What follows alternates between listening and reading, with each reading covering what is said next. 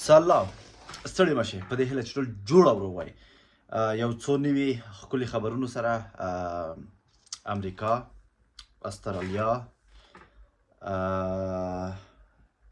کاناډا، ترکیه، همدغسې نور. اول ترکیې ته راځم. یو افغان ځوان په یو جنۍ باندې غوښتلو چې جنسي تیری وکړي، مطلب سیکس ورسره وکړي. نو هغه جنۍ نه دی راضي شوې نه دی، نو ویلي دي چې زه نشم کولی. نو د هغه لږ اخیستی، د ده لاسونه په ساتور باندې یې کټ کړي دي. جنۍ شفاخانې کې دی اوس او هلک هم تښتېدلی.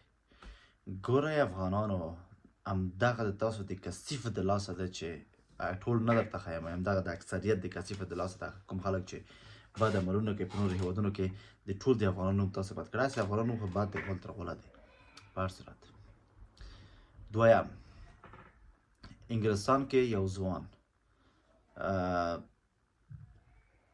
د کار آفریني یا هم د کار پوهې جایزه یې ګټلی. خپله یې کار کړی، په خپل کار باندې نورو سره مرسته کړې، په هغه پیسو باندې د کوم خلک چې نوي راغلي دي، مطلب یو شهکاري کړې ده چې انګلستان خوشحال شوی په دې باندې او هغې ته یې جایزه ورکړې. آفرین، دغسې کار وکړئ، په هر ځای کې دغسې کار وکړئ. ښه، امریکا کې وایي خلیجو ولایتونو ته مه راځئ که څوک راځي هلته اسکان مه اخلئ. افغانانو خلیج په خلیج مربوطه کې چې خلیجي ولایتونه چې دي هلته تاسې پناه غوښتنه مه کوئ په هغه ولایتونو کې، ایالتونو کې، ځکه چې دولت ډېر مرسته نشي کولی هلته تاسو سره. خپل اعلان کړی. بل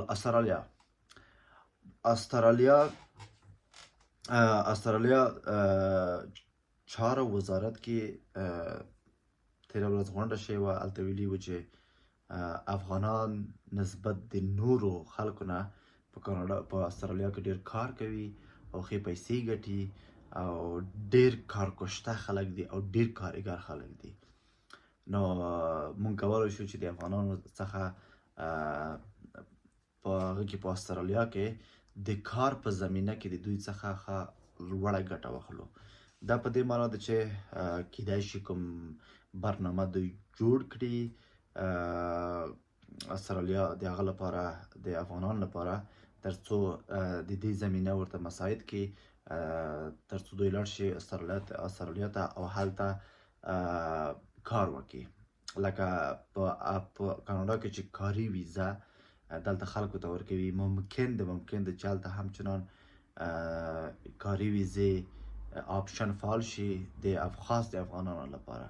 نو هغه افغانان چې دوی په نورو هیوادونو کې دي، دوی کولی شي چې بیا اپلای ورته وکړي او لاړ شي. منتظر اوسئ، ممکن دی کیدای شي د عربو هیوادونو تاسو خلاص شي، نورو هیوادونو ته لاړ شئ، هلته کار وکئ او پیسې وګټئ، فامیل ته مو کیدای شي د عربو هیوادونو خلاص شي. خدای مو زر خلاص کړي، زه به هم دعا کوم، ځکه چې خدای دې دوی تباه برباد کړي. دغه عرب یوازې خلکو نه استفادې وکړي، انسانانو نه استفادې وکړي، خپل هیوادونه یې ورسول، نه خلکو ته پاسپورټونه ورکوي، نه تذکرې ورکوي، خپل هغه صحیح معاش هم اوس نه ورکوي، ځکه جوړ شول نور جوړولو ته ځای نه لري. اوس ټکنالوژي ته مخه کړې، نوره انسانانو ته ضرورت نه لري چې کار ورته وکړي. اوس یوازینی هغه چې دی، مطلب څه ورته وایي، یوازینی آپشن چې دی اوس روباټونو د استفاده کوي او یا هم د نورو کمپیوټري د لحاظ نه دوی خپل هیوادونو ته پرمختګ ورکوي. نو دغه و د نننۍ ورځې خبرونه چې ما داسې په عامیانه شکل تاسو ته وویل، تر څو تاسو پوه شئ. نه غواړم چې ډېر ثقیل لغاتونه استعمال کړم او نه غواړم چې کوم متن چې دوی خبرونو کې وایي دغه نورو سایټونه هغه راواخلم او دلته تاسو ته ووایم، کیدای شي ډېر خلک په پوه نه شي. نو زه غواړم چې په ساده الفاظو تاسو پوه کړم تر څو تاسو پوه شئ. نو که چینل مو نوي سبسکرایب کړئ، خلکو چینل در سره سبسکرایب کړئ، لایک کړئ، کمنټ یې کړئ، هر ویډیو چې اچول کېږي تر اخره پورې وګورئ. مهم ټکي په آخر کې وي همیشه، او یا اول کې یا په منځ کې یا په آخر کې وي.